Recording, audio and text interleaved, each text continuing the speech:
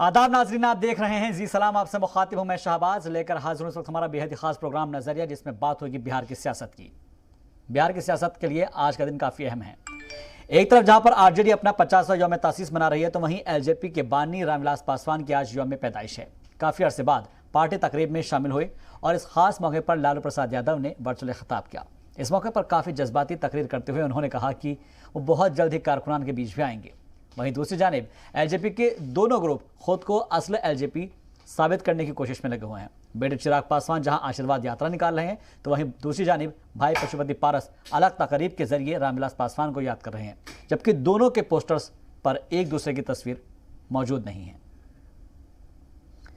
और इस पर बात करने के लिए हमारे साथ खास मेहमान जुड़ रहे हैं। उनका रुख करते हैं। ए के वाजपेयी साहब हमारे साथ स्पोक्स पर्सन है लोक जनशक्ति पार्टी की, और साथ ही हमारे साथ संजीव कौशिक जी है, पॉलिटिकल एनालिस्ट है, और इसके अलावा जी मीडिया नुमाइंदा आशिफ इकबाल भी हमारे साथ जुड़ेंगे। आप सभी का बहुत बहुत इस्तकबाल है जी सलाम पर।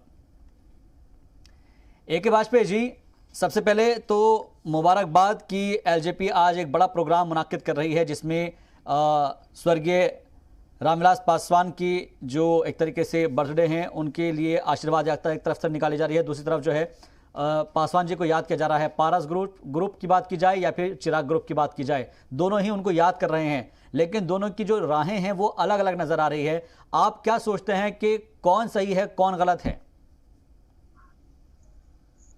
देखिए, सही गलत का सवाल नहीं है।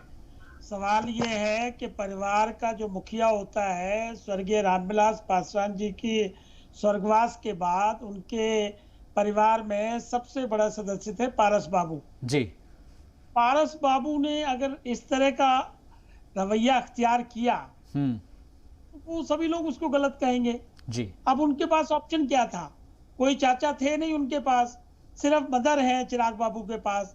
तो मदर के साथ उनका आशीर्वाद लेके उन्होंने कहा कि बेहतरी ये है कि मैं तो राजनीति हूँ, मैं तो सेवा करना चाहता हूँ बिहार की जनता के, इसलिए जनता से आशीर्वाद लिया जाए। और वो जो नतीजे वहां से आ रहे हैं, वो आपके जो गए होंगे रिपोर्टर, उनको भी जानकारी में आया होगा कि पूरा पटना जाम हो गया। लेकिन दूसरी तरफ बड़ी इंपॉर्टेंट बात हुई है। देखिए, नीतीश सरकार जो दलितों का भी दम भरती है, वो अंबेडकर जी की मूर्ति पे चिराग बाबू को माला अर्पण नहीं करने देती, उससे भी रोक दिया और मजबूरन धरने पे बैठना पड़ा। तो देखिए कहां तक जाएगा ये सिलसिला, ये तो आप समझ सकते हैं। लेकिन इसमें चिराग पासवान का कहीं किसी तरह से भी कहीं ना उन्होंने कोई अपशब्द यूज किए, ना उन्होंने चाचा के खिलाफ कभी कोई बात कही, बल्कि उन्होंने तो यहां तक कहा कि अगर चाचा को गिला शिकवा था या चाचा को राष्ट्रीय अध्यक्ष बनना था या मंत्री बनना था तो वो हमको बताते, हम खुद कह देते कि भाई आप अध्यक्ष बन जाइए, आप बड़े हैं, मैं आप तो मेरे पापा हैं, मैं पापा के खिलाफ थोड़ी जा सकता हूँ। तो लेकिन वो अंदर ही अंदर सत्ता लोलुपता की अगर आग सुलग रही हो और उसके लिए किसी हद तक जाएंगे तो इतिहास एक बन जाएगा कि चाचा ने भतीजे के साथ क्या किया। तो ये बिहार की जनता देख रही है। और जहां तक बिहार की जनता का सवाल है, पिछले चुनाव में आपने देखा होगा कि चिराग पासवान ने अकेले चुनाव लड़ा बिहार असेंबली का जी, और 25-26 लाख वोट आया उनको, और 43 सीटों पे नीतीश कुमार जी को डेंट दिया। और यही कहीं अगर वो 243 पे लड़ते तो ये वोट कहां पहुंचता? 15 से 20%। तो उतने में तो नीतीश कुमार के पास तो वोट नहीं है। और हकीकत में नीतीश कुमार को तो मैंडेट ही नहीं है सरकार चलाने का, वो तो चोरी छुपे सरकार चलाने की बात कर रहे हैं। वो बिहार की जनता देख रही। लेकिन चिराग पासवान तक जहां तक सवाल है, उनका मामला बड़ा क्लियर है, विजन बड़ा क्लियर है, बिहार फर्स्ट, बिहारी फर्स्ट। और बिहार फर्स्ट की जब बात करते हैं तो वहां के डेवलपमेंट की बात करते हैं। ठीक है, आप तरक्की को लेकर आगे बढ़ेंगे। मैं उम्मीद करता हूं कि आज के दिन हम इस चीज को जो है पॉजिटिव वे में लेकर चलेंगे। संजीव कौशिक जी हमारे साथ जुड़े हुए हैं, सियासी तजज़्बाकार है और काफी अच्छी पकड़ रखते हैं सियासत के ऊपर। संजीव कौशिक जी, मैं आपसे समझना चाहूंगा, बिहार की सियासत के अंदर आज दो हमने एक के बाद एक बड़े मूवमेंट देखे हैं। मूवमेंट की इसलिए कह रहे हैं हम क्योंकि एक तरफ आरजेडी अपना 25वां सालगिरह मना रही है, वहीं दूसरी तरफ एलजेपी की तरफ से आशीर्वाद यात्रा और जो है आंजहानी रामविलास पासवान जी को याद किया जा रहा है। मैं समझना चाहूंगा आप बिहार की सियासत को किस तरफ जाता हुआ देख रहे हैं, क्योंकि लालू प्रसाद यादव की भी एक तरीके से 3.5 साल बाद एक तरीके से वापसी हुई है। देखिए, जहाँ तक चिराग पासवान जी की बात है, निश्चित तौर पे आज के युवा नेताओं में उनका नाम शुमार है और बड़े जी। लोग उम्मीद के साथ उनको देखते हैं। और मेरा भी व्यक्तिगत तौर पर मानना यही है कि युवा वर्ग के नेताओं को आगे आना चाहिए और उन्हें दमखम के साथ राजनीति करनी चाहिए। जी। लेकिन चिराग पासवान के साथ सबसे बड़ी दुर्भाग्यपूर्ण बात ये हो गई कि वो घर में भी चले गए और बाहर भी चले गए। जिनका हनुमान उन्होंने खुद बनाया, राम ने भी उन्हें छला, जिसका हनुमान वो बन रहे थे, और घर में तो चले ही गए। इसके बावजूद चिराग पासवान में वो मादा है कि वो निश्चित तौर पे सड़क पे उतरे हैं और उतरेंगे। यह भी हम जानते हैं कि इससे पहले का अनुभव हमने देखा है और अनुभव से हमने ये भी जाना है कि इस तरह की क्षेत्रीय पार्टियां जो होती है, जब वर्चस्व की लड़ाई होती है तो निश्चित तौर पे उनके उत्तराधिकारी उनके नजदीकी या उनके पुत्र हो वही होते हैं। हमने महाराष्ट्र में भी इसका उदाहरण देखा है। शिवसेना में जिस तरह से तकरार किसी जमाने में हुई थी, वो हमने देखा कि अंत में बागडोर किसके हाथ में आई। हमने उत्तर प्रदेश में देखा, समाजवादी पार्टी के बीच में जब राज चाचा और भतीजे में ठनी तो फिर बागडोर किसके हाथ में आई। हमें लगता है कि वो यहाँ भी वही चीज दोहराया जाएगा। सबसे बड़ी बात यह है कि जिस रामविलास पासवान ने एलजेपी को अपनी नीतियों से सींचा था, लोगों के साथ जोड़ा था, बहुत नजदीकी संबंध बनाए थे, क्या उनके चाचा के साथ वो सहानुभूति जुड़ पाएगी? क्या उनके नाम का जो एक रुतबा था या उनके नाम के साथ जो लगाव लोग महसूस करते थे, आज लोगों को क्या यह नहीं लगेगा कि उनके चाचा ने उनके साथ छल किया? तो निश्चित तौर पे मैं समझता हूं कि चिराग पासवान ने जो कदम उठाया है या फिर वो जो यात्रा की बात कर रहे हैं और उस यात्रा के क्रम में जिस तरह से वो अपने आप को मजबूत करने का प्रयास कर रहे हैं, एक तरह से लोगों के बीच में ये कह सकते हैं, इसे आपकी अपने ताकत की आजमाइश भी है। बिल्कुल, ताकत की आजमाइश कह सकते हैं हम इसे, शक्ति प्रदर्शन के तौर पर इसको हम देख सकते हैं। ए.के. वाजपेयी जी, एक बहुत सीधा और सिंपल सा सवाल है जो आवाम जानना चाहती है, जो जनता जानना चाहती है, क्योंकि आप आशीर्वाद यात्रा लेकर निकल रहे हैं।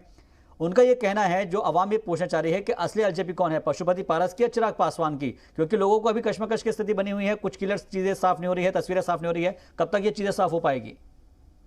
देखिए, इसका सीधा सा एग्जांपल देता हूं। देखिए, इलेक्शन कमीशन में सिंबल और पार्टी नेशनल प्रेसिडेंट वो सारा का सारा चिराग पासवान के साथ है। और उसका इसलिए मैं ये बात कहता हूं क्योंकि पारस का जो ग्रुप है, उन्होंने अभी तक इलेक्शन कमीशन को ये नहीं कहा कि भाई ये पार्टी और सिंबल हमको दे दीजिए जी। जबकि हमने एक एप्लीकेशन दे रखी है, वहां हमने कहा कि अगर इस तरह की कोई आपके पास प्रार्थना आए तो कृपया हमको जरूर सुनिएगा, एक्स पार्टी ऑर्डर ना करें। तो ये कहां से आ गया कि भाई वो पार्टी का दूसरा है? भाई वो अपना नाम यूज कर रहे हैं। ये तो हमारी समझिए एक तरीके से दरियादिली है कि हम उनको रोक नहीं रहे नाम यूज करने से। अगर हम चाहें तो कोर्ट से वो भी रुकवा सकते हैं, लेकिन हम जनता की शक्ति में विश्वास रखते हैं। और एक एग्जांपल और देता हूं कि नेशनल एग्जीक्यूटिव जो कि सुप्रीम बॉडी होती है, उसने उनको निकाला है। They are expelled from the party. और ये पार्टी से निकालने की प्रक्रिया 15 तारीख को हो गई। 13 को छुप छुपा के इन्होंने स्पीकर साहब से मिले और 14 को लीडर का ऑर्डर कर दिया। उसको भी हम लोग चैलेंज करेंगे और रिव्यू करने का उन्होंने कहा है स्पीकर साहब ने कि हाँ, आपका मामला ठीक है, हम इसको कंसीडर कर रहे हैं और रिव्यू करेंगे।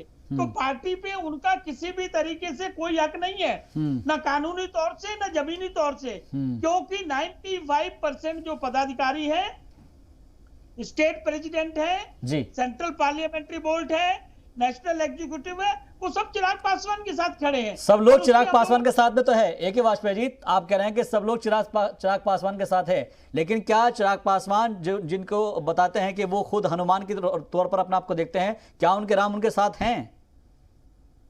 भाई, राम और हनुमान को तो कोई अलग आज तक नहीं कर पाया। ये तो इतिहास गवाह है, हमारे शास्त्र गवाह है, वो तो अलग नहीं कर पाया। और हनुमान को तो कुछ कभी चाहिए नहीं, उनको तो सेवा ही करनी होती है राम की जी। यही हमारे शास्त्र कहते हैं। तो वही प्रिंसिपल, ये हनुमान तो हनुमान है जी। ये तो राम की मर्जी है कि राम क्या करेंगे क्या नहीं करेंगे। और अगर आपका इशारा कैबिनेट की तरफ है तो वो बड़ा क्लियर है। चिराग बाबू की कोई महत्वाकांक्षा नहीं है कैबिनेट की। अगर चिराग बाबू की महत्वाकांक्षा कैबिनेट की होती तो 2000 जो ये विधानसभा का बिहार का चुनाव होया, इसमें वो क्यों अकेले लड़ते? वो तो एनडीए में ही रहते, 15 सीटें ले लेते, मंत्री भी बन जाते और एमएलसी भी मिल जाते, वहां भी मंत्री बन जाते। लेकिन ऐसा नहीं है। उन्होंने कहा कि बिहारी फर्स्ट का कॉमन मिनिमम प्रोग्राम में हमारा डाला जाए। ये कोई नाजायज मांग थी? उन लोगों ने मांगा ही नहीं उसको। देखिए, नीतीश कुमार की नीतियों का विरोध करना कोई अपराध नहीं है। देखिए, बिहार की जनता का सवाल है। सवाल यहाँ ये नहीं है कि राम क्या करेंगे या हनुमान क्या करेंगे। ये तो अल्टीमेटली जनता डिसाइड करेगी कि वो किसको राम मानती है, किसको हनुमान मानती है। क्या हम ये मानकर चले वाजपेयी जी, क्या हम ये मानकर चले कि जो जेडीयू का तीर था वो निशाने पर लगा और जिसकी वजह से ये हालात पैदा हुए? तीर नहीं, हम कैसे ब्लेम करें उनको, अगर हमारे घर के ही आदमी लंका ढा दे। विभीषण ने ही लंका का शुरुआत किया था ना जी। तो लेकिन यहाँ उनको देखिए हुआ क्या, उसमें भी हमारे पास सबूत तो है। क्या चचा पशुपति पारस को आप विभीषण कहेंगे?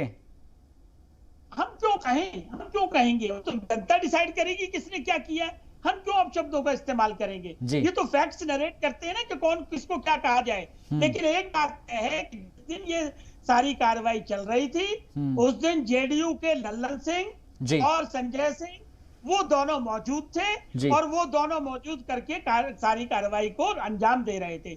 लेकिन हम उनको फिर भी दोष नहीं देंगे क्योंकि भितरघात की है वो हमारे परिवार के मुखिया ने कही है। तो इसको हम क्या किसको दोष देंगे? और हम दोष देके भी क्या करेंगे? हमें तो अल्टीमेटली अपना भविष्य जनता के हाथों में देखना है और हमारे सामने 50 साल की राजनीति है। कोई लालच नहीं, कोई सत्ता का वो नहीं, कोई सत्ता मिलेगी नहीं मिलेगी वो अपने आप मिलेगी। जनता साथ होगी तो मुख्यमंत्री भी बनेंगे और उससे आगे भी जाएंगे। ठीक है, बहुत अच्छी बात है, महत्वाकांक्षाएं होनी चाहिए। मैं आपके पास फिर से लौटूंगा। संजीव कौशिक जी, मैं एक चीज आपसे समझना चाहूंगा यहाँ पर कि ये तो बात थी रामविलास पासवान की, चिराग पासवान की, पशुपति पारस की।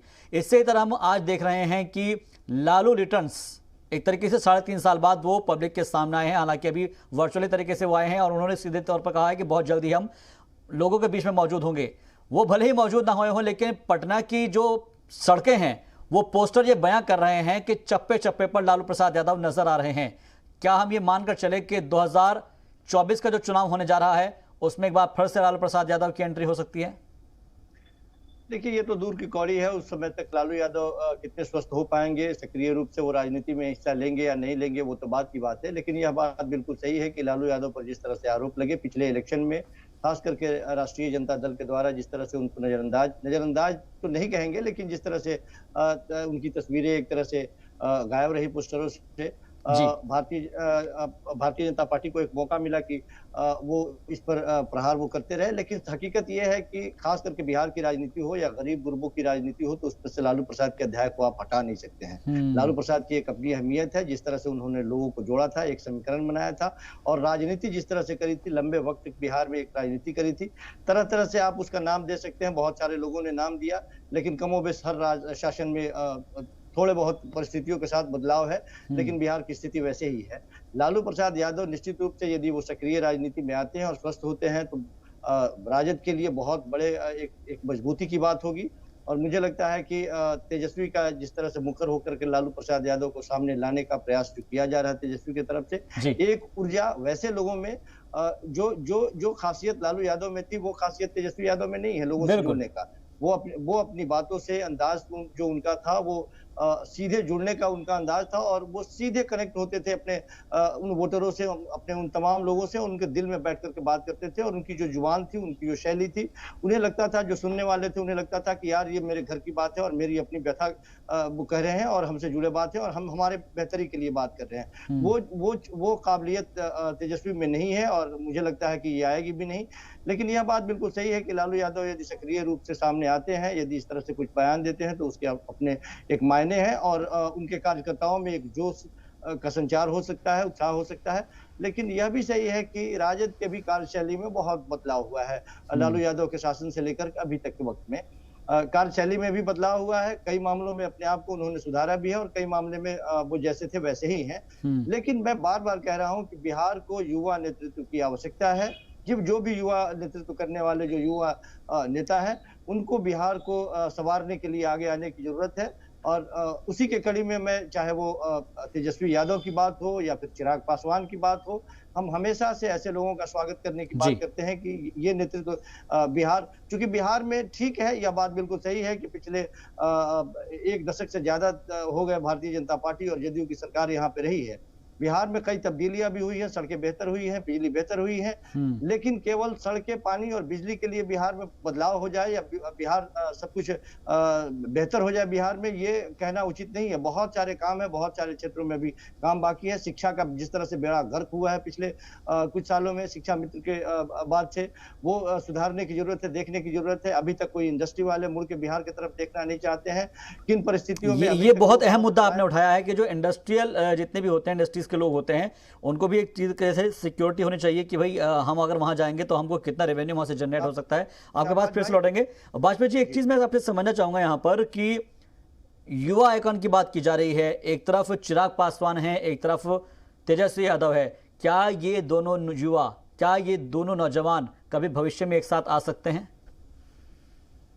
भविष्य के घर में क्या छिपा है, ये तो बड़ा मुश्किल हो जाएगा इस पे भविष्यवाणी करना। लेकिन एक बात तय है जी कि आज की डेट में जो विजन है, वो विजन अगर आप कंपेयर करेंगे दोनों का जी, तो लोगों को ये लगता है कि चिराग बाबू ने जो विजन दिया उसमें कहीं ना कहीं कोई ना कोई जान है जी। तो देखिए ये किस तरफ कौन होगा राजनीति में, कब ऊंट किस करवट बैठेगा, ये अभी कहना है।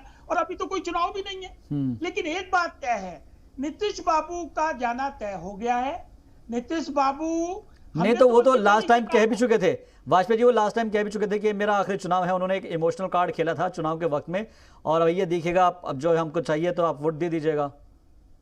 नहीं, वो तो तुरुप का पत्ता खेलने की, वोट कन्वर्ट करने की कोशिश की थी, लेकिन सत्ता तो छोड़ना नहीं चाहते। इतने अपमान के बाद ये वही शख्स हैं जो मोदी जी की थाली छीन ली थी 2013 में, याद करिए।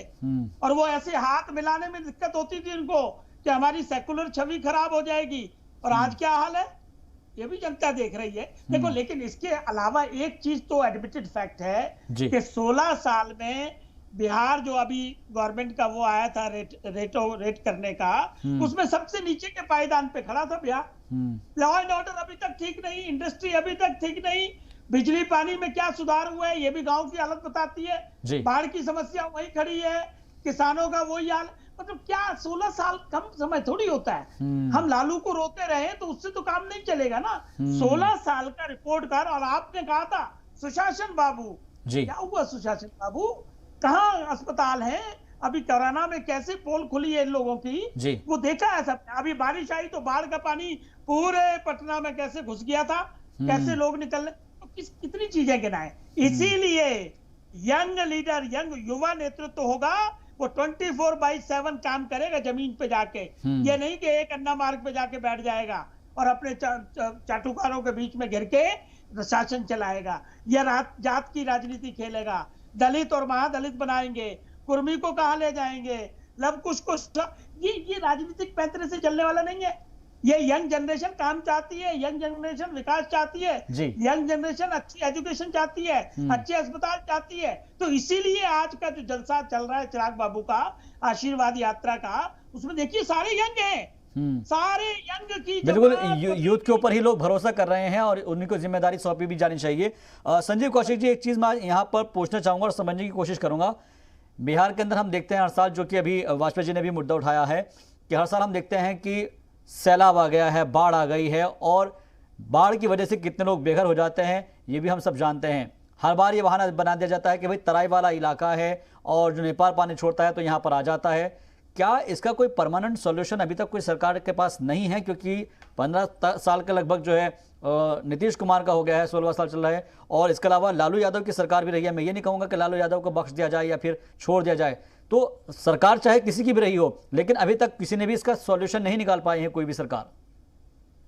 देखिए, बिहार का दुर्भाग्य है कि लंबे समय तक नेताओं ने भले यहाँ पे शासन किया, लेकिन जो जन सरोकारी मुद्दे थे उसके तरफ उन लोगों ने मुड़ के नहीं देखा, या देखा भी तो ज्यादा तवज्जो नहीं दी उनको। ये बिहार का जो उत्तरी क्षेत्र है, जो नेपाल से सटा हुआ क्षेत्र है, हर साल की स्थिति ये होती है कमोबेश, ये पहली बार नहीं है। कमोबेश हर साल की स्थिति होती है कि पानी, ये एक बहाना होता है कि नेपाल से आए हुए पानी की वजह से इस तरह के हालात हो गए। यदि इस तरह की बात भी है तो इसके लिए मुकम्मल तैयारी किसी पार्टी ने नहीं की, किसी पार्टी की सरकार ने नहीं की। आप केवल बाढ़ की बात नहीं कीजिए, आप स्वास्थ्य की बात कर लीजिए। 50% से ज्यादा महिलाएं यहाँ एनीमिया की शिकार होती है, 50% से ज्यादा बच्चे कुपोषण के शिकार होते हैं। पिछले 10-15 वर्षों की बात कर रहे हैं तो 17-18 से ज्यादा चीनी मिलें यहाँ पे बंद हुई है। इस शासन काल की मैं बात कर रहा हूँ जिसे हम सुशासन के नाम से जानते हैं। कि यदि आप यहाँ पे हॉस्पिटल की स्थिति क्या है, हमने देखा है कि मुजफ्फरपुर में एक चिमटी जैसे बुखार की वजह से किस तरह की हाय तौबा मच गई थी, या फिर पटना में इस कोविड काल में जिस तरह से अफरा तफरी का माहौल रहा पिछले वर्ष या इस वर्ष की बात कर ली जाए, तो ये तमाम तरह के मुद्दे हैं। विकास का मतलब ये होता है कि हमारा प्रदेश इतना खुशहाल हो जाए। यदि कोई किसी एक पार्टी या दो पार्टी के द्वारा, कोई किसी गठबंधन के द्वारा कोई सरकार यदि रहती है, तो विकास का मतलब ये होता है कि हम यहाँ से लोगों को पलायन करने की नौबत नहीं आए, हम यहीं पे रहें। किस परिस्थिति में पिछले वर्ष किस तरह परिस्थिति में बाहर से, चाहे वो मुंबई से हो या फिर दिल्ली से हो, काम करने वाले जो मजदूर थे कैसे भूखे पेट नंगे पांव वो वापस दौड़ते हुए हमने देखा है, और आपने भी देखा है कि वो मंजर कैसा था। लेकिन बावजूद इसके यहाँ के यदि सरकारों को यदि इन सब चीजों पे नजर नहीं आ रही है, ध्यान वो नहीं दे पा रहे हैं, तो ये दुर्भाग्य है बिहार का। मुझे लगता है, इसीलिए मैं बार बार कह रहा हूँ कि ये वो लोग हैं जो राजनीति के पके पकाए लोग हैं। इसीलिए मैं बार बार कहने का प्रयास करता हूँ कि युवा नेतृत्व को आगे आने की जरूरत है। वो समझता है नए बिहार के निर्माण के लिए किन चीजों की जरूरत है, वो मजबूती के साथ खड़ा होगा। लेकिन यहाँ सबसे बड़ी बात ये भी है कि जो युवा नेतृत्व जिसके बारे में हम बात कर रहे हैं, उसे भी बड़े नेताओं ने बड़े आसानी से अपना शिकार बना लिया है। फिर मैं कह दूं एक बार कि यदि चिराग पासवान की यह हालत पहुंची है, तो निश्चित तौर पे वो भारतीय जनता पार्टी के रणनीतियों का शिकार हो गए हैं। उनको ये बात समझ में नहीं आई। जिस वक्त उन्होंने बिहार में नीतीश कुमार के अगेंस्ट में चुनाव लड़ने का प्रयास किया, शुरुआत की थी, और जिस तरह से शह दिया गया था, मैं खुलेआम कह रहा हूं कि भारतीय जनता पार्टी द्वारा शह दिया गया था उनको इस तरह से कदम बढ़ाने के लिए। जो पांच सांसद आज अलग हुए हैं, यह भी कहने में कोई गुरेज नहीं है कि वो लोग भी संशय की स्थिति में थे कि अभी इस वक्त यदि हम पांचों हैं सांसद हैं, तो इस बात की कोई गारंटी नहीं रहेगी कि अगले वर्ष क्या होगा, अगले चुनाव में हमें टिकट मिलेगा या हम दोबारा पुनः जीत के आएंगे। जिस तरह की रणनीति हम जीत के आएंगे या नहीं आएंगे, वर्तमान में यदि हम हैं तो उसका फायदा उठाया जाए। और उन्होंने मौके के नजाकत का फायदा उठाया है, और वो जिस पाले में गए हैं, ये भी बात बिल्कुल सही है कि नीतीश कुमार की निगाहें थी पहले से ही तनी हुई थी, उस इलेक्शन के समय से ही तने हुई थी। जिस तरह से चिराग पासवान की पार्टी ने उनको डैमेज किया था, तो जाहिर सी बात है कि राजनीति में वर्तमान में टाइमिंग के बारे में तो लोग सोचते ही हैं, उसको वो अपना मायने रखता ही है। लेकिन दूरदर्शिता की बात की जाए, निश्चित तौर पर चिराग पासवान इसमें फेल्योर हुए हैं, जिसका नतीजा आज उनको ये भुगतना पड़ा है। ठीक है, संजीव कौशिक जी आप हमारे साथ बन रहिए, वाजपेयी जी आप भी हमारे साथ बने रहिए। एक ब्रेक के लिए हम रुक रहे हैं। ब्रेक के बाद जब लौटेंगे जानने की कोशिश करेंगे कि आने वाले वक्त में एलजेपी का मुस्तकबिल या फिर आरजेडी का मुस्तकबिल कैसा होगा, और इसको लेकर जेडीयू की क्या हिकमत अमली हो सकती है। एक ब्रेक के बाद।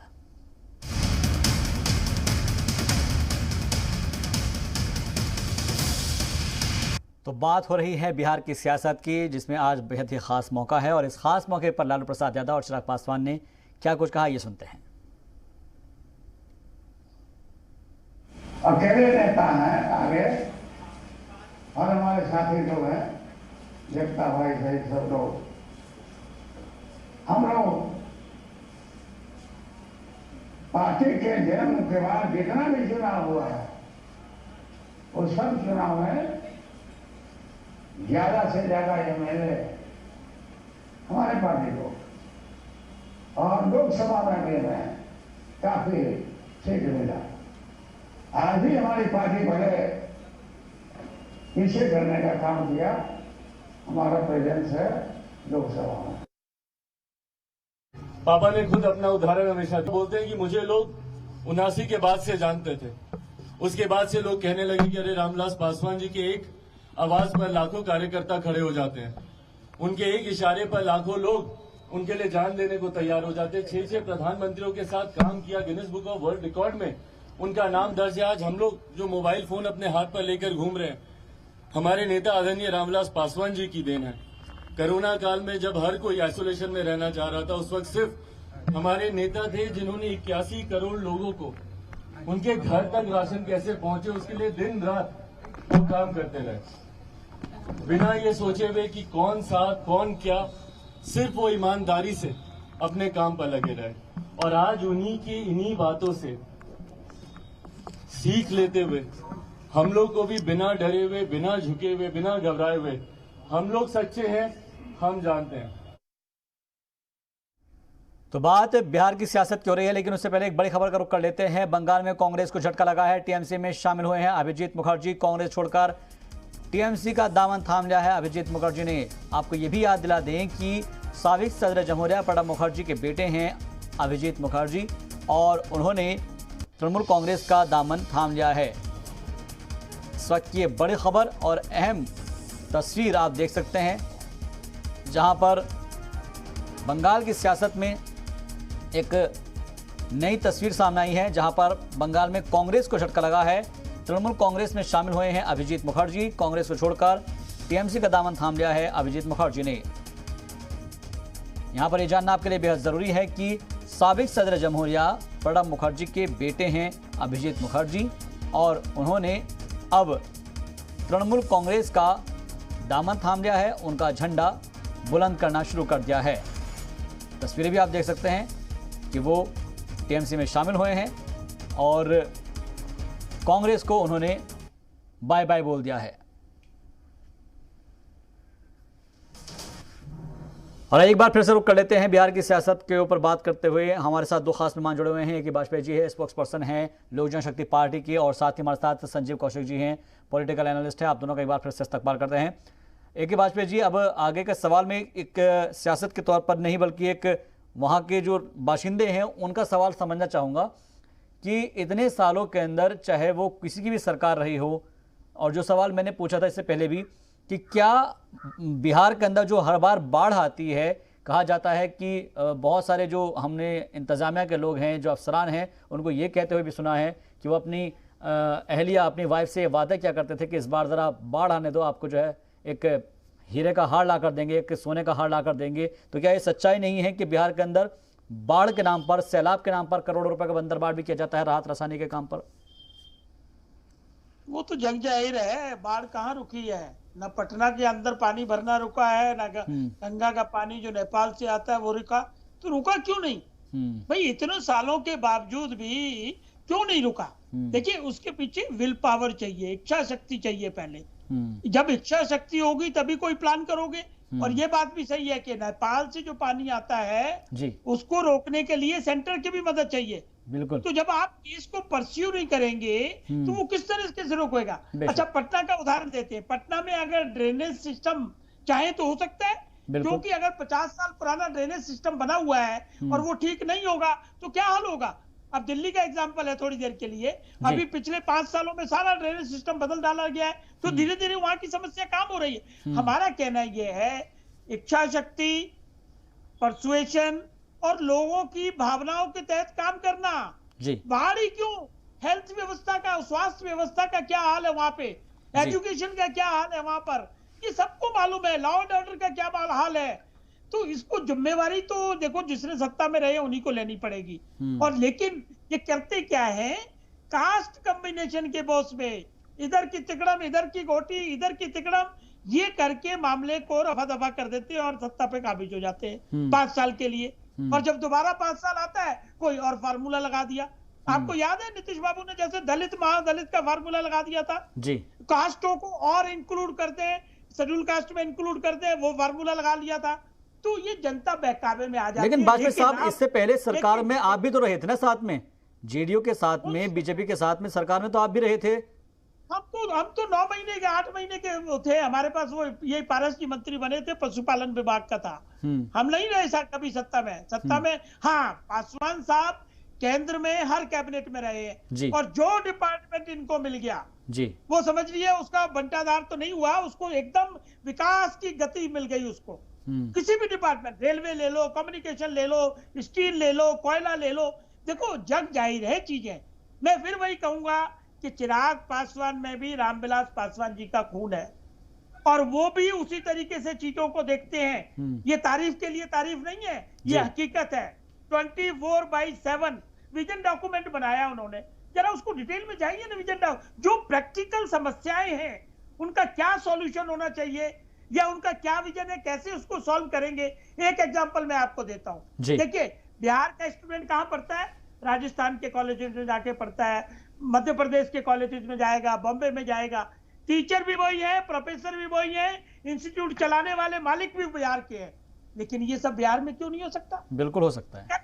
परस्यूट करना पड़ेगा, लॉ एंड ऑर्डर ठीक करना पड़ेगा, शिक्षा का पैटर्न जो है उसको ठीक करना पड़ेगा, रिजल्ट किस तरीके से आएगा, नकल कैसे रोकी जाएगी, तो ये सब काम करेंगे। ये दोनों देखिए पिछले 30-35 सालों में जो हुआ है वो बिल्कुल नाकाफी है, और ये हमें विश्वास है कि युवा नेतृत्व आएगा तो वो काम करेगा। ये आपने एक उम्मीद की किरण जगाई है, और मुझे लगता है कि शायद ये उम्मीद की किरण जो है आगे चिराग बनकर रोशन होगी। आपके पास फिर से लौटूंगा मैं। संजीव कौशिक जी, एक बहुत अहम मुद्दा यहाँ पर उठाया गया है कि बिहार का ही युवा है जो बाहर रहकर पढ़ रहा है, काम भी कर रहा है, उन्हीं के इंस्टीट्यूशन है, पढ़ा भी वही रहा है, तो ये तमाम चीज़ें बिहार में ही क्यों नहीं हो सकती इम्प्लीमेंट? जाहिर सी बात है कि सरकार की यह फेल्योर है, क्योंकि अगर बिहार का एक शख्स, क्योंकि आपने इससे पहले जिक्र भी किया था कि जब कोरोना काल के अंदर लोग अपने घरों से वापस पैदल पैदल लौट कर आए थे, तो वो हालात पैदा ही नहीं होते अगर वो लोग बिहार के अंदर मौजूद होते। उनको ज़रूरत थोड़ी ना पड़ रही कि कहीं दूर जाने की। देखिए शहबाज भाई, दो चीजों को आप मानना पड़ेगा। सबसे पहली बात कि बिहार और उत्तर प्रदेश के राजनीति में से यदि आप चाहते हैं कि जातिवाद हटा दे, धर्म हटा दे, तो ये संभव नहीं है। जहां इसी बुनियाद पे टिकट दिए जाते हो, इसी बुनियाद पे आगे की रणनीति तय की जाती हो, वहां जातिगत राजनीति से अलग आप कुछ सोच नहीं सकते हैं। सब कुछ तय होता है इसी पे। पहले वोटों की गिनती होती है, पहले ये देखा जाता है कि समीकरण कहाँ पे कितने लोग हैं, उसके आधार पे टिकट देने की बात होती है। और दूसरी बात कि माहौल मिलना चाहिए, वो उचित माहौल, जिस माहौल में यहाँ पे आप शिक्षा, बड़े बड़े शिक्षा माफिया यदि कहा जाए तो आप देखेंगे पटना में हो या मुजफ्फरपुर में हो या बिहार के बड़े शहरों में आप देखेंगे कि शिक्षा माफिया ये कौन लोग हैं। जब आप पता करेंगे तो कहीं ना कहीं राजनीति से इनका बहुत बड़ा साठगांठ है, या राजनीति करने वाले लोगों के बीच में से ही लोग हैं, ये वही लोग हैं। दूसरी बात, आपने एक थोड़ा सा इशारा किया था, जब बाढ़ की बात होती है तो ये बात बिल्कुल सही है कि यदि अस्थायी तौर पर बाढ़ का निदान कर दिया जाए तो वैसे लोगों का क्या होगा जो बाढ़ पे ही पलते हैं। बाढ़ आने के बाद में जिन लोगों के चेहरे पे लाली आती है, उन लोगों के चेहरे पे लाली कहाँ से आएगी यदि बाढ़ का निराकरण हो जाए? सरकारें यदि मजबूत हो, सरकारों की इच्छा शक्ति यदि मजबूत हो, तो निश्चित तौर पे इसका भी निराकरण हो सकता है। लेकिन नियति है कि हर साल बाढ़ आता है और उसी तरह से यहाँ के लोगों को झेलना होगा, और उसके बाद में जो सहायता राशि में बंदरबाट होती है, लोग कह रहे हैं कि यहाँ भ्रष्टाचार की कमी हो गई है। कभी आप ब्लॉक में जाके देखिए तो पता चलेगा कि भ्रष्टाचार की कमी किस तरह से हुई है, चाहे वो इंदिरा आवास योजना की बात हो या फिर शौचालय की योजना की बात हो।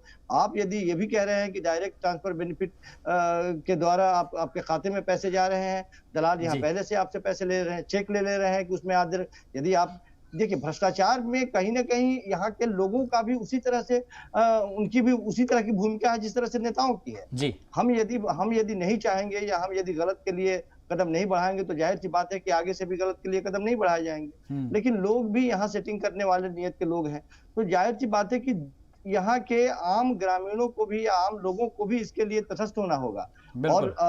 और आज के वक्त में जिस तरह से राजनीति हो रही है, हम भी जानते हैं और आप भी जानते हैं कि राजनीति इतनी महंगी हो चली है कि कोई अपने घर से लुटा के राजनीति नहीं करेगा।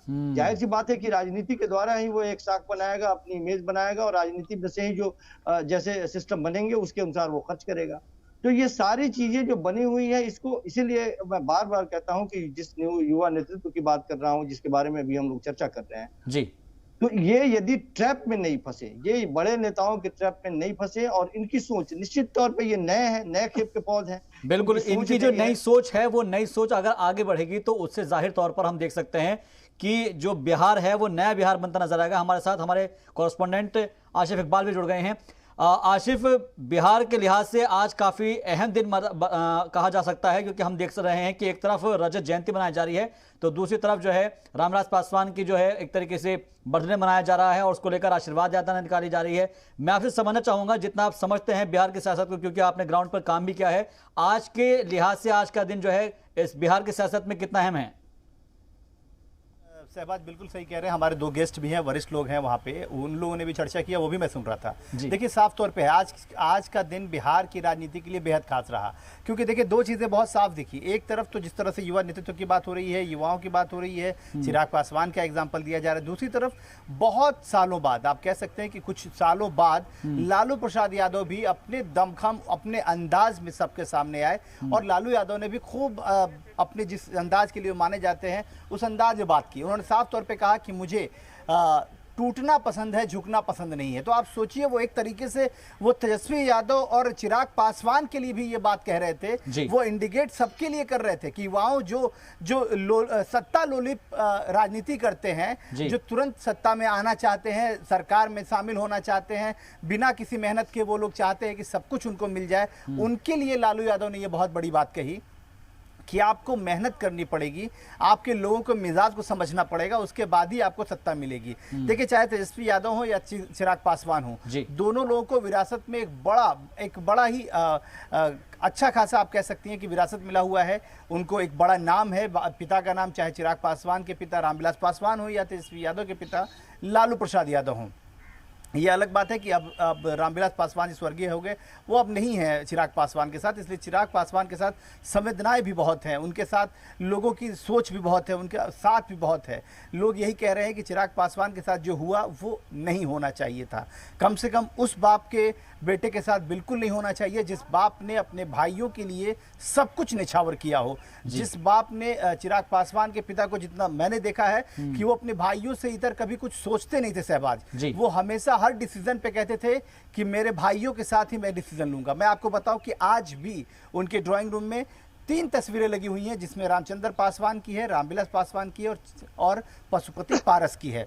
2 भाई हैं नहीं, 1 भाई हैं और उन्होंने अपना अलग किनारा कर लिया। आपको बता दूं, एक बड़ी जानकारी मिल रही है जो हम लोग हवाले सूत्रों के हवाले से खबर मिल रही है कि चिराग पासवान के लाख कोशिशों के बावजूद और उनकी पार्टी के तमाम कोशिशों के बावजूद पशुपति पारस को केंद्रीय मंत्रिमंडल में शामिल करने की लगभग ग्रीन सिग्नल मिल चुकी है। अमित शाह से पशुपति पारस की बातचीत हो चुकी है।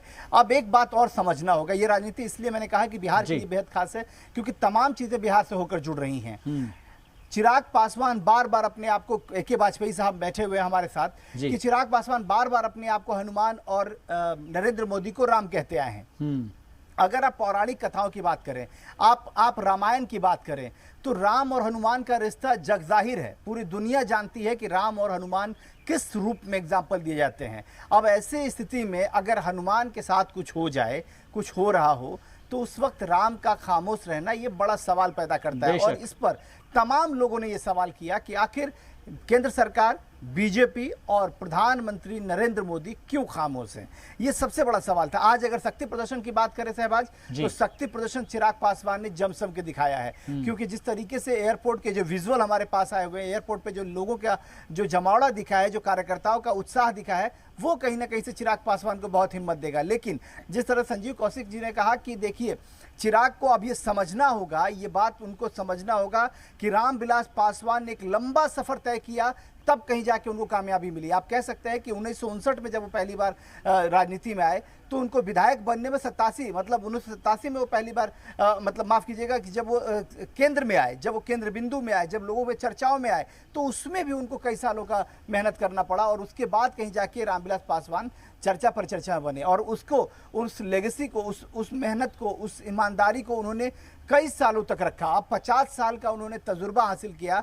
रामविलास पासवान इकलौते ऐसे पॉलिटिशियन थे जिन्होंने अपने राजनीतिक जीवन के 50 साल पूरे किए, वो भी मंत्री रहते हुए। तो आप समझ सकते हैं कि रामविलास पासवान का कद कितना बड़ा था। भारतीय राजनीति में रामविलास पासवान को माइनस करके आप दलित, पिछड़ा, शोषितों की राजनीति की विचार नहीं कर सकते हैं। तो आप समझिए कि उनके बेटे, लेकिन आशिफ एक चीज मैं यहाँ पे इसमें इसलिए रोक रहा हूँ आपको कि अभी तक ये चीज कंफर्म नहीं हो पाई, और ये वाजपेयी जी से भी मैंने पूछा है कि इस चीज को लेकर लोगों के अंदर कश्मकश का माहौल है कि असली एलजेपी और नकली एलजेपी के बीच कितना फर्क है और असली एलजेपी कौन सी है, नकली एलजेपी कौन सी है। क्योंकि आप कह रहे हैं कि पशुपति पारस जो है एक तरीके से तकरीबन तैयारी कर चुके हैं, तो जाहिर सी बात है कि वो एलजेपी के थ्रू कर रहे होंगे। बिल्कुल, आपने बहुत वाजिब सवाल है सहबाज, ये बिल्कुल, और ये सबसे ज़रूरी सवाल है। लेकिन जो अभी तक हमने देखा है, जो लेगेसी की बात करते हैं, जो हम साथ की बात करते हैं, जो हम परंपराओं की बात करते हैं, जो हम पिता के बाद पुत्र की बात करते हैं, तो वो कहीं ना कहीं से जो अभी खास तौर पे 2 बड़े एग्जाम्पल देखने को मिले कि जब समाजवादी पार्टी के जो इस वक्त राष्ट्रीय अध्यक्ष हैं और पूर्व मुख्यमंत्री रहे हैं अखिलेश यादव, जब उनके चाचा ने पार्टी तोड़ी, तो उनको जो पिता का सपोर्ट था वो कहीं ना कहीं से अखिलेश यादव को मिला और अखिलेश यादव की पार्टी हो गई। उसके बाद जब तेजस्वी यादव की बात करें तो तेजस्वी यादव के ही हाथ में पार्टी है, जबकि उस समय पार्टी के बहुत सारे लोग नाराज थे जब तेजस्वी यादव को बनाया जा रहा था। लेकिन यहाँ तो साफ तौर पे चाचा ने पार्टी तोड़ी है और चाचा ये बात बार बार ये कह रहे हैं कि संसदीय दल के नेता हो गए, पार्टी उनकी है। और देखिए साफ तौर पे AK वाजपेयी साहब बैठे हैं, टेक्निकल मामलों के बहुत जानकार है, सुप्रीम कोर्ट के सीनियर एडवोकेट है और वही तमाम चीजों को लीगल एस्पेक्ट्स में देख भी रहे हैं। मामला आगे क्या होगा ये देखना दिलचस्प है। लेकिन अब सबसे बड़ी जो बात है शहबाज, अब दो चीजें हो गई हैं लोजपा में। लोजपा एक तरफ आपको ये बताना पड़ेगा लोजपा को कि मास लीडर कौन है, क्राउड पुलर कौन है। दूसरी तरफ ये भी है कि आखिर लोजपा को बीजेपी किस तरीके से बैकअप दे रही है, क्योंकि कहीं ना कहीं से मैं जो बार बार ये बात पहले से कहता आया हूं कि ये जो तमाम घटनाक्रम हुई है जी, चाहे चिराग पासवान के पार्टी को तोड़ने की बात हो या फिर पशुपति पारस को मंत्रिपरिषद में लाने की बात हो, ये सब कुछ बीजेपी के शह पे हुआ है। और आप समझिए कि बीजेपी उसी पार्टी के नेता जो नरेंद्र मोदी है, जिनको चिराग पासवान अपना राम कहते आए, अब वो कहीं ना कहीं से एक बात साफ हो जाएगा, जैसे ही पशुपति पारस मंत्री बनेंगे उसके बाद तमाम चीजें साफ हो जाएंगी कि चिराग पासवान के साथ नरेंद्र मोदी का हाथ नहीं है। नरेंद्र मोदी अब अलग सोचते हैं। नरेंद्र मोदी के मंत्रिमंडल में पशुपति पारस की एंट्री अगर हो जाए तो ये तमाम मामले अपने आप साफ हो जाएंगे। ठीक है, इसके ऊपर रिएक्शन ले लेते हैं वाजपेयी जी से। वाजपेयी जी, क्योंकि बहुत सारी खबर आ रही है, कुछ हमने पढ़ी भी है और हालांकि उसकी पुख्ता तौर पर पुष्टि जब तक ना हो जाए तब तक कहना थोड़ा मुश्किल होगा। और जैसे अभी हमारे जो कॉरेस्पोंडेंट है आशिफ इकबाल, वो भी बता रहे हैं कि तकरीबन जो जराये के हवाले से खबर मिल रही है कि पशुपति पारस की एंट्री इस कैबिनेट के अंदर मुमकिन दिखाई दे रही है। तो क्या राम जो है हनुमान के बारे में बिल्कुल नहीं सोच रहे हैं? हमने तो ये कहा ना कि हनुमान तो बोल ही नहीं सकते। देखो हनुमान तो सिर्फ सरेंडर करके रहते हैं राम के पास। राम क्या करेंगे क्या नहीं करेंगे उस पे भी क्वेश्चन मार्क नहीं लगाते हैं। देखिए यही शास्त्र हमारे कहते हैं, यही पौराणिक गाथाएं कहती है। वो तो हमेशा सरेंडर करके राम की जो कह दिया खटाखट काम करने लग गए। अब देखिए यहाँ मामला दूसरा भी है। अभी हमको कह रहे थे डिबेट में कि बीजेपी के ट्रैप में आ गए। अरे भाई काहे का ट्रैप, हमारी अपनी पार्टी है, लोक जनशक्ति पार्टी को हमको कैसे राइज करना है। देखिए अगर हम अपनी पार्टी को कंटेस्ट नहीं करेंगे, चुनाव में अगर नहीं ले जाएंगे, लोगों को टिकट नहीं देंगे तो पार्टी ग्रो कैसे करेगी। हमारे को 15 सीटें मिल रही थी तो कहां 6 सांसद थे, 15 सीटें मिलेंगी तो हम किसको रखते किसको नहीं रखते। तो उसमें रास्ता चुना गया कि नहीं पार्टी सुप्रीम है। और तब तो पासवान साहब भी थे, उनका ही ये शामिलात फैसला है कि चिराग आपके पास 50 साल की राजनीति है, अगर राजनीति करनी है, पार्टी को चलाना है तो आप जाइए अकेले, सत्ता से लोलुपता नहीं करनी है, सत्ता बाद में आपको मिलेगी, ये जनता के हाथ में होता है। तो यही राम और हनुमान के रिश्ते की बात है। हमारा बिल्कुल ये इस मामले में कहीं जरा सा कंसंट्रेशन नहीं है कि मंत्री पद मिलेगा या नहीं मिलेगा, हम बिल्कुल नहीं है। और चिराग का माथा भी बड़ा क्लियर है, चिराग बाबू का तय कर लिया उन्होंने कि हमको लड़ना है और बिहार का भविष्य बदलना है। मैं आपको व्यक्तिगत तौर पे बताता हूं कि अंदर बैठ के जब बात हुई तो हम लोगों ने बहुत समझाया कि भाई आप कैसे करोगे। उन्होंने कहा नहीं, ये मेरा डिटर्मिनेशन है, ये मेरे फादर का सपना है, मेरे को बिहार में जाके बिहार में ही रहना है और बिहार की जनता के साथ खड़ा होना है। और जब तक मैं बिहार का भविष्य नहीं बदलूंगा, जब तक नीतीश कुमार की सरकार नहीं गिराऊंगा, मैं चैन से नहीं बैठूंगा। तो जब ये डिटर्मिनेशन है तो सत्ता कहां रह गई।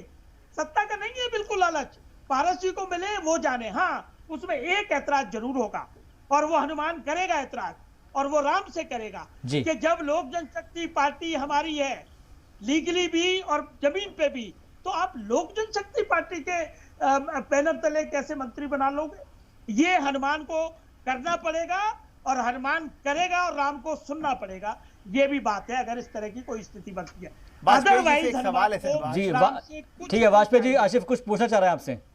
वाजपेयी जी एक सवाल बड़ा लाजमी है। आपने कहा कि बिल्कुल ये लड़ाई लड़ेंगे, चिराग पासवान जाएंगे और चिराग पासवान सब कुछ करेंगे, लेकिन एक सवाल बड़ा लाजमी है कि आज जो हालात दिख रहा है आपको, तो क्या माना जाए कि आगे आने वाले दिन में आप बीजेपी के खिलाफ भी मुखर होंगे? अभी तक सिर्फ एक तरफा आप चलते आए हैं, सिर्फ जेडीयू की तरफ आप चलते आए हैं और बीजेपी को हमेशा आपने शय दिया है। आपको नहीं लगता कि बिना ये तमाम घटनाक्रम हो रहा है और इस पर अगर आप जैसे राजनीतिक लोग आंख बंद करके अगर उल्टा आप भी जो जवाब देना चाहे वो आपकी मर्जी है, लेकिन आपने आंखों पर पट्टी बांध रखी है। तमाम लोग ये कह रहे हैं, सब कुछ दिख रहा है कि ये जेडीयू के साथ जो जेडीयू आपके साथ कर रही है वो बीजेपी के शह पे कर रही है। फिर आप लोग मुखर होकर बीजेपी को जवाब क्यों नहीं मांग रहे हैं? आप बीजेपी से सवाल क्यों नहीं कर रहे हैं? आप इसका इंतजार कर रहे हैं कि आपके साथ और कुछ हो जाए, उसके बाद आप सवाल करेंगे? नहीं, सुनिए ना, बात सुनिए, हम इसका जवाब देते हैं। देखिए, ऐसा है कि जो राजनीति घटनाक्रम चल रहा है वो सबके संज्ञान में है, लेकिन बिहार में जो लड़ाई है वो हमारी लड़ाई सीधी नीतीश कुमार से है, और नीतीश कुमार के अलावा हमारी बीजेपी से कोई लड़ाई नहीं है। अच्छा, पार्टी हमारी है, हम बीजेपी के कोई खरीदे हुए लोग तो नहीं है ना, बीजेपी को कोई गुलाम तो नहीं है।